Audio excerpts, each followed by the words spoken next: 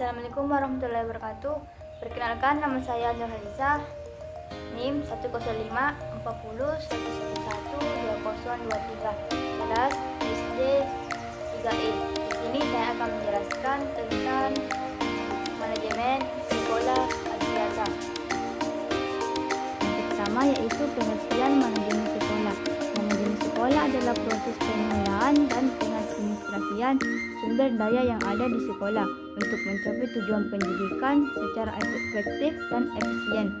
Ini melibatkan perencanaan, pengorganisasian, pengarahan, dan pengendalian berbagai komponen seperti sumber daya manusia, sarana fisik, dan hubungan dengan pihak luar. Manajemen sekolah juga mencakup dua aspek. Pertama, manajemen internal yang berfokus pada operasional di dalam sekolah, dan yang kedua manajemen eksternal yang melibatkan interaksi dengan masyarakat dan lembaga pendidikan lainnya. Tujuannya yaitu meningkatkan kinerja sekolah dalam mencapai tujuan pendidikan nasional dan kelembagaan.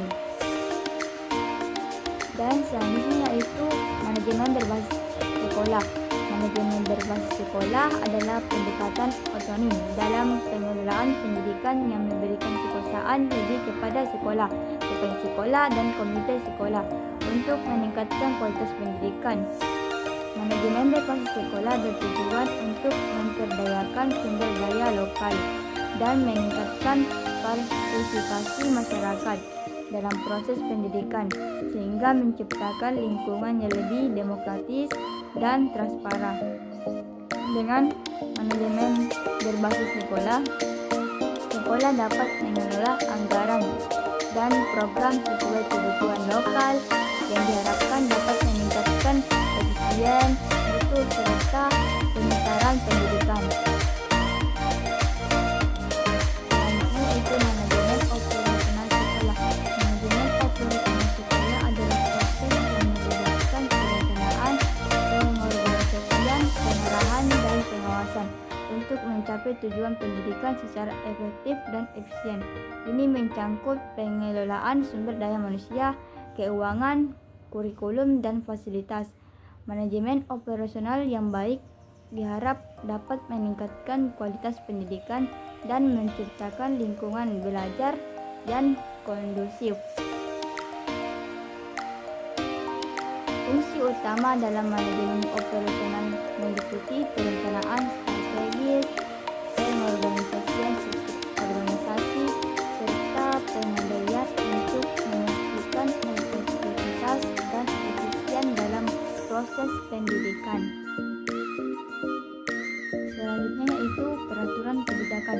Peraturan kebijakan dalam manajemen sekolah, khususnya manajemen berbasis sekolah, bertujuan untuk memberikan otonomi kepada sekolah dalam pengelolaan sumber daya, pengambilan keputusan, dan peningkatan mutu pendidikan. Kebijakan ini mendorong partisipasi masyarakat dan transparansi dalam pengelolaan keuangan, serta kurikulum yang relevan dengan kebutuhan lokal. Manajemen berbasis sekolah juga mengutamakan perencanaan dan evaluasi dan melibatkan semua pemangku kepentingan, sehingga sekolah dapat merespon kebutuhan siswa dan masyarakat secara lebih efektif. Selanjutnya yaitu program kerja. Program kerja dalam manajemen sekolah mencangkup perencanaan, pelaksanaan, dan evaluasi kegiatan untuk mencapai tujuan pendidikan.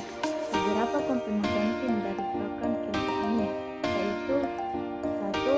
Perencanaan strategis, yaitu menetapkan tujuan jangka panjang dan strategi untuk mencapainya. Yang kedua yaitu pengorganisasian, yaitu menentukan struktur organisasi dan pembagian tugas di antara staf. Yang ketiga yaitu pengelolaan sumber daya, yaitu mengatur penggunaan sumber daya manusia, keuangan, dan fasilitas secara efisien. Yang keempat yaitu evaluasi dan pengawasan, melakukan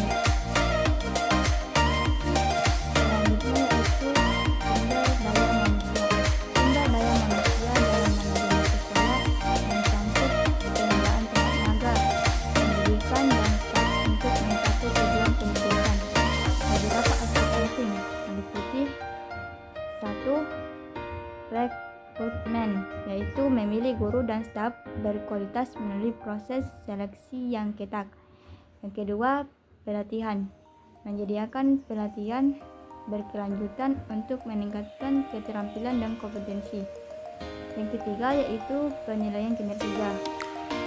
Mengevaluasi kinerja secara rutin untuk memastikan efektivitas pengajaran. Yang keempat yaitu pemberdayaan, yaitu mendorong partisipasi aktif staf dalam pengambilan keputusan. Dan yang terakhir yaitu kesejahteraan, yaitu memastikan kesejahteraan fisik dan mental staf untuk menciptakan lingkungan kerja yang produktif. Selanjutnya yaitu sarana dan prasarana. Sarana dan prasarana dalam sekolah meliputi proses perencanaan, pengadaan, pengaturan, dan pemeliharaan fasilitas pendidikan. Sarana mencakup peralatan dan media pembelajaran, sedangkan prasarana mencakup ruang kelas, laboratorium, dan fasilitas olahraga. Pengelolaan yang efektif bertujuan untuk mendukung proses belajar mengajar secara optimal, memastikan semua kebutuhan pendidikan terpenuhi dengan efisien. Keberhasilan manajemen ini sangat bergantung pada analisis kebutuhan dan koordinasi antara kepala sekolah, guru, dan pihak terkait lainnya. Selanjutnya yaitu unit kegiatan murid. Kegiatan murid dalam sekolah mencakup berbagai aspek penting termasuk penerimaan siswa baru, pembinaan, dan pengembangan, serta kelulusan. Proses ini melibatkan analisis kebutuhan peserta didik, seleksi calon siswa, dan masa orientasi untuk mengenal lingkungan sekolah. Selain itu, manajemen kesiswaan juga berfokus pada kegiatan ekstrakurikuler yang mendukung pengalaman belajar, serta pembinaan disiplin dan kehadiran siswa. Selanjutnya yaitu anggaran. Anggaran sekolah adalah rencana penggunaan uang yang dimiliki oleh sekolah untuk berbagai keperluan. Ini mencakup semua dana yang diterima dan bagaimana dana tersebut akan digunakan sepanjang tahun. Berikut ini merupakan langkah-langkah anggaran sekolah. Yang pertama, perencanaan anggaran, yaitu sekolah menentukan berapa banyak uang yang dibutuhkan untuk berbagai keperluan seperti gaji guru, perawatan fasilitas, dan kegiatan siswa. Yang kedua yaitu pengelolaan dana. Setelah mengetahui total anggaran sekolah, membagi dana tersebut ke berbagai bagian, misalnya berapa banyak untuk gaji, berapa banyak untuk buku, dan lain-lain. Yang ketiga yaitu pelaksanaan anggaran, yaitu sekolah menggunakan dana sesuai rencana yang telah dibuat. Setiap pengeluaran tercatat dengan baik. Dan yang terakhir yaitu pengawasan dan evaluasi. Sekolah memeriksa secara berkala apakah dana digunakan sesuai rencana dan apakah ada siswa atau kekurangan.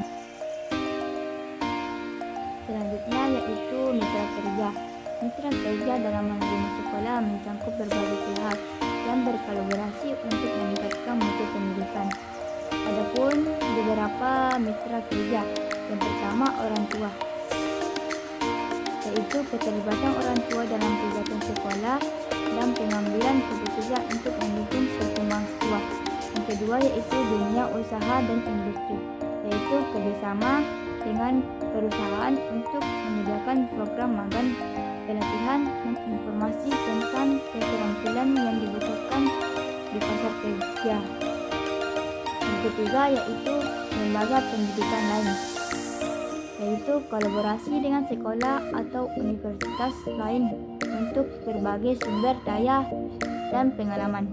Dan yang terakhir yaitu komunitas lokal, melibatkan masyarakat dalam kegiatan sekolah untuk menciptakan lingkungan belajar yang lebih baik. Kemitraan ini juga bertujuan untuk menciptakan sinergi yang mendukung proses pembelajaran dan mempersiapkan siswa menghadapi tantangan di dunia kerja. Baik, itu saja materi yang saya dapat sampaikan.